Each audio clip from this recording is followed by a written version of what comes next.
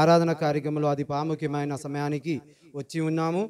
ఆ విధముగా మనము కూడా దేవుల్లో ఏకీభవించి అందరూ కూడా మనల్లోనే ఏకీభవించి దేవుని ఆరాధిస్తాం, స్తుతిస్తాం. అదేవిధంగా బల్లలో పాల్గొనడానికి దేవుడు సహాయం చేసినట్టు ప్రార్థనతోని, అదేవిధంగా దేవుడు మాట్లాడడానికి అదేవిధంగా ప్రార్థనతోని దేవుని సన్నిధిలో ఉందాం అంటే అనుకొని బల్లలో పాల్గొందే ముందు దేవుని ప్రేమ గురించి, అదేవిధంగా దేవుడు చేసిన మేళ్ళు గురించి మరి ఒకసారి కూడా జ్ఞాపకం చేయడానికి వాక్యం నుంచి మనం చదువుతాము. ఒక చిన్న వేద భాగ్యం మనకందరికీ తెలిసిన, అదేవిధంగా చాలా ప్రాముఖ్యమైన వాక్యం నుంచి మనం ఒకసారి చదువుతాము.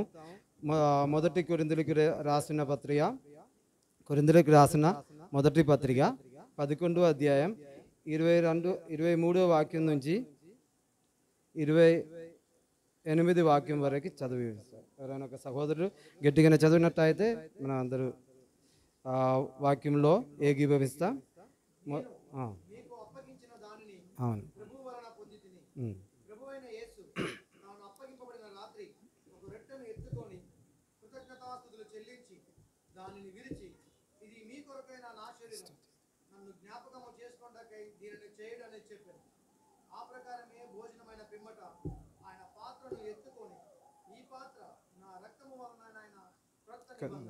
మీరు దీనిలో నుంచి త్రాగునప్పుడెల్లా నన్ను జ్ఞాపకము చేసుకొనుటకై దీనిని చేయుడని చెప్పాను.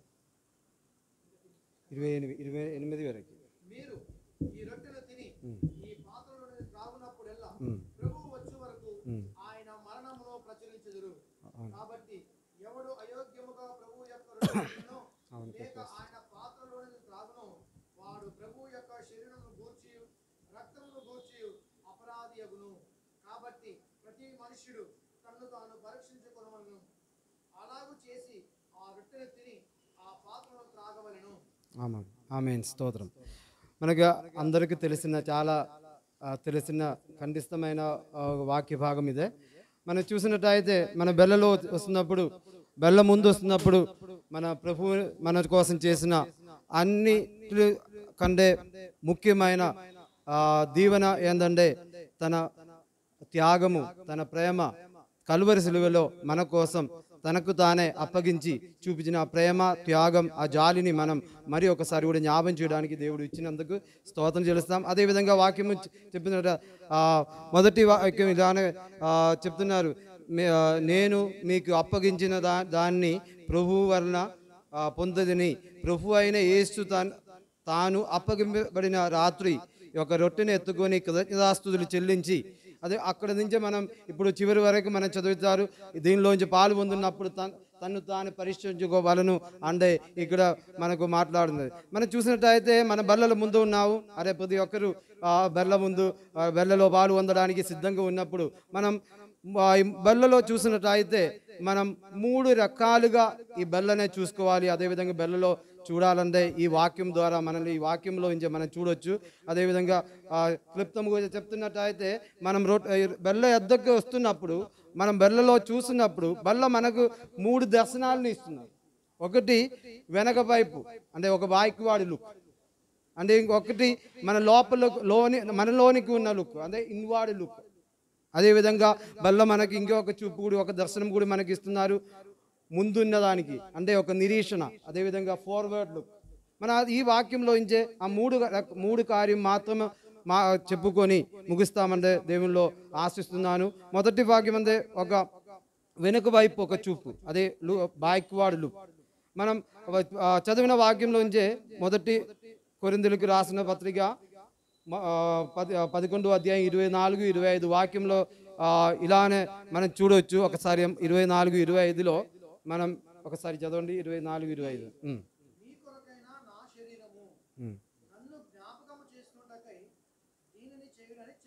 అవును, స్తోత్రం. ఇది చాలు. నన్ను జ్ఞాపకం చేయడానికి దీన్ని చేయుడని చెప్పాను. ఇదొక మన ప్రభు బల్లలో మనం ముందుకు వస్తున్నప్పుడు, పౌలు బల్లలో వస్తున్నప్పుడు ఈ ప్రభు బల్ల అనేది ఒక జ్ఞాపకార్థమైన శుశ్రూష, అదేవిధంగా ఒక మెమోరియల్ సర్వీసుగా మనం చూడాలి. ప్రభు మనకి అప్పగించిన ఒక నిబంధన ఏంటంటే దీనిలో పాలు పొందినప్పుడు నన్ను జ్ఞాపకము చేసుకుని. అదే ప్రభు బల్లకి వస్తున్నప్పుడు మనం మన ప్రభువుని జ్ఞాపకం చేసుకోవాలి. మనం దీనిలో ఈ రొట్టిలో ద్రాక్ష రసంలో మనం చూసింది ఏంటంటే మన ప్రభువుని చూస్తున్నారు.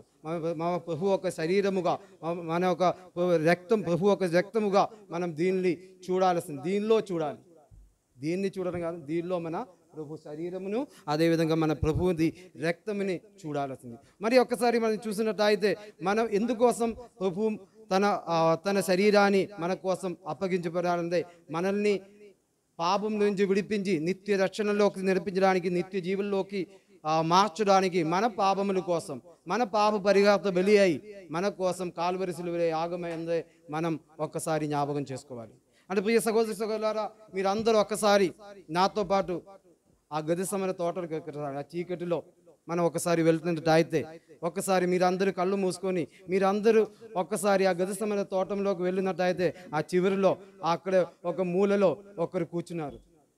అంటే ప్రార్థన చేస్తున్నారు. ఎవరి కోసం ప్రార్థన చేస్తున్నారు?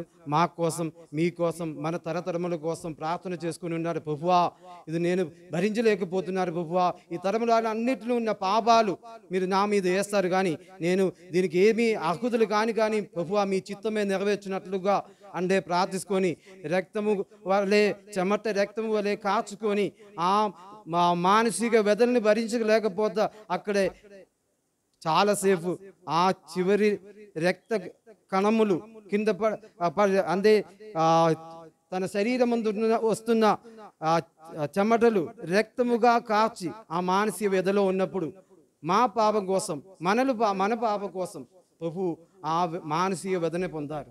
అక్కడ మానసికంగా పరిశీలించుకొని తర్వాత మనం ఒకసారి కూడా అక్కడ ఏం పాత యెరూషలేం నగరానికి ఒకసారి వస్తున్నట్టయితే అక్కడ మనం కయ్యాఫు అదేవిధంగా హన్నాఫు వాళ్ళు గ్రహములోకి వచ్చినప్పుడు అక్కడ వాళ్ళని చాలా మందులు హింసించారు, హేళి చేశారు, అపహసించారు.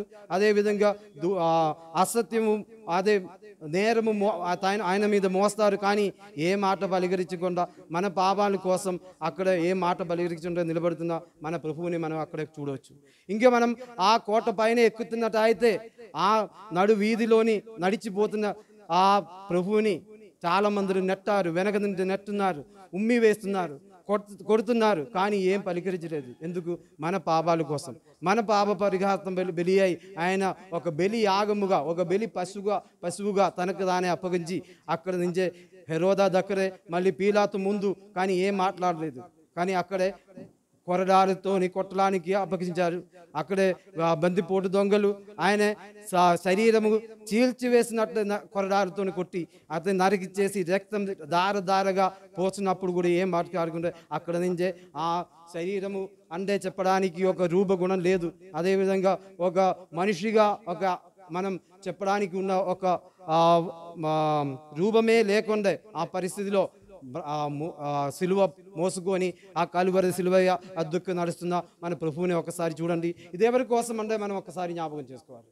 మన కోసం, మన పిల్లల కోసం, ఇంకా రాబోతున్న తరతరాల కోసం ఆయన తనకు తానే అప్పగించారు. అది మనం ఈ బల్లలో ఈ రొట్టి ఈ ద్రాక్షారసం మనం ముందున్నప్పుడు తన పొందిన గాయము వలె మనం స్వస్థత పొంది ఉన్నామంటే మనం ఒకసారి జ్ఞాపకం చేసుకోవాలి. అదేవిధంగా తనకు కాచిన రక్తం ద్వారా పాప విమోచన కలిగించి అది నా కోసం అక్కడ కాల్వరి సిలువలో ఇద్దరు నేరస్తుల మధ్యలో ఒక నేరస్తులుగా ఎంచబడినారు అంటే మనం ఒకసారి జ్ఞాపకం చేయడానికి ఈ బెల్ల మనల్ని జ్ఞాపకం చేస్తున్నారు, గుర్తు చేస్తున్నారు. ప్రియ సహోదరుల, దీనిలో మనం చూసినది ఒక రొట్టె కాదు, ఒక ద్రాక్షారసం మాత్రమే కాదు, మన ప్రభువు ఒక శరీరము అందే ఎలాగనే నలుగు కొట్టబడారు, అదే మన తన రక్తము ఏ విధముగా కార్చబడ్డారో ఆ రక్తము సాదృశ్యముగా ఉన్న ఈ రొట్టెని ద్రాక్షారసాన్ని మనం పాల్పొందినప్పుడు ఆ విధముగా ఆ పవిత్రముగా గౌరవముగా మనం ఈ బెల్లలో పాల్పొందాలని దేవుడు కోరుకున్నారు, ఆశిస్తున్నారు. ప్రియ సహోదర,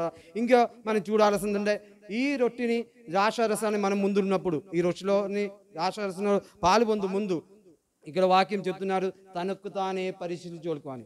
మనం మరి ఒకసారి కూడా మనల్ని పరిశీలించుకోవాల్సింది ఏంటంటే మనం దీనికి యోగ్యులుగా కాదా అంటే కాదు. ఇక్కడ మనం ఏ విధముగా దీనిని పాల్పొందుకున్నారు అంటే మనం దీనిలో యేసుక్రీస్తు ప్రభువు మీద నమ్మకం ఉంచుకొని, ప్రభువు విశ్వాసం ఉంచుకొని, ప్రభువులో బాప్తిసముకు తీసుకొని అదే తండ్రి యొక్క, కుమారు యొక్క, పరిశుద్ధాత్మ యొక్క నామములో మనం బాప్తిజం పొందుకొని యేసుక్రీస్తులో జీవిస్తున్న వారికి దీనిలో ఒక డౌట్ లేదు. మనం యోగ్యులమా కామా అంటే ఒక డౌట్ కాదు. కానీ ఇక్కడ ఏం పరీక్షించుకోవాలి అంటే ఈ బెల్ల ముందు మనం ఏం పరీక్షించుకోవాలి? ప్రభువా, ఇది నాకు ఏ విధముగా ప్రయోజనకమో ఉన్నది, ఇది ఎందుకు నేను పొందుకున్నాను ప్రభువా, నాకు అర్హత లేని అప్పుడు కూడా ప్రభువా మమ్మల్ని మీరు ప్రేమించి ప్రభువా మీరు ఇచ్చిన గొప్ప భాగ్యాన్ని బట్టి వందనాలు చేసుకొని ఆ విధముగా మనం ఒక్కసారి కూడా ఈ ప్రభు బెల్ల అద్దుకు మనం రావాల్సింది. అదేవిధంగా మనం పరిశీలించుకోవాలి.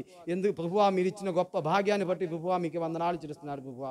ఒక్కప్పుడు మీరు యోగ్యులు కాదు ప్రభువా, కాదువా ప్రభువా మీ సిలువ యాగం ద్వారా, సిలువ బలి యాగం ద్వారా ప్రభువా మీరు ఇచ్చిన గొప్ప భాగ్యాన్ని బట్టి ప్రభువా మీకు వందనాలు చేస్తున్నారు. ఆ విధముగా మనం ఈ బెల్లలో మనకి తనకు తానే ఒకసారి పరీక్షించుకోవాలి.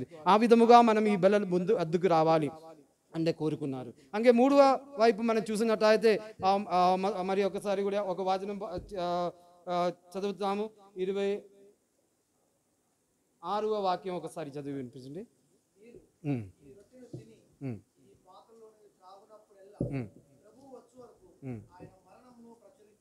ఆమెను ప్రభు స్తోత్రం. ప్రభు వచ్చే వరకు అంటే మనకి ఇక్కడ వాక్యంలో ఇలానే చెప్తున్నారు.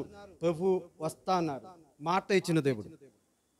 నేను మా మరణాన్ని పొంది మరణాన్ని జయించి మరణానికి జయించి నిత్య జీవనికి పాత్రగా మార్చుకోవడానికి, మిమ్మల్ని నిత్య జీవనిగా మార్చడానికి నేను మరణాన్ని ఓడించి మరణాన్ని జయించి ఇప్పుడు సజీవుడిగా ఉన్నారంటే దేవుడు మనకి మాట ఇచ్చారు.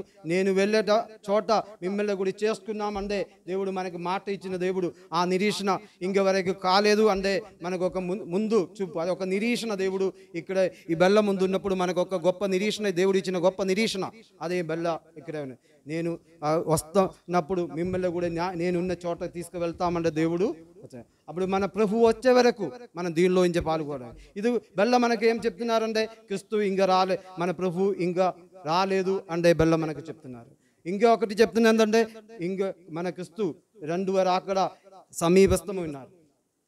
ఆమెన్. ప్రభువా మీరు తొందరగా రాండి అంటే మనం 10 నిమిషం ఈ బెల్లలో పాల్గొన్నప్పుడు ప్రభువా ఇప్పుడుగా అయితే ఇప్పుడు దేవా మమ్మల్ని చేసుకోవడానికి మీరు రాండి అంటే చెప్తున్నాను. ఆ బూర ధ్వనితోని, అదే గంభీర ధ్వనితోని, అదేవిధంగా దేవదూతల స్వరముతోని దేవుడు అక్కడ అక్కడే వస్తుందంటే దానికోసం ఎదురు చూసుకోవడానికి ఎంతప్పుడు సిద్ధపాటు కలిగి జీవించడానికి ఈ బెల్ల మనకి ఒక గుర్తు, ఒక జ్ఞాపకార్థమై ఉన్నది. ఈ బెల్లలో మనం పాల్గొన్నప్పుడు క్రీస్తు రాకడ కోసం, మన ప్రభువు రాకడ కోసం సిద్ధపడి జీవించడానికి దేవుడు మనల్ని తయారు చేసినట్లు మనం ఈ బెల్లలో మనం చూసుకోవాలి, దర్శనం చేసుకోవాలి. అదేవిధంగా ఈ 3 రకాలుగా ఈ బెల్లను చూసుకొని బెల్లలో పాల్గొనడానికి దేవుడు సహాయం చేసినట్టు దేవుడి నామానికి మహిమ కలుగును గాక. ఆమేన్.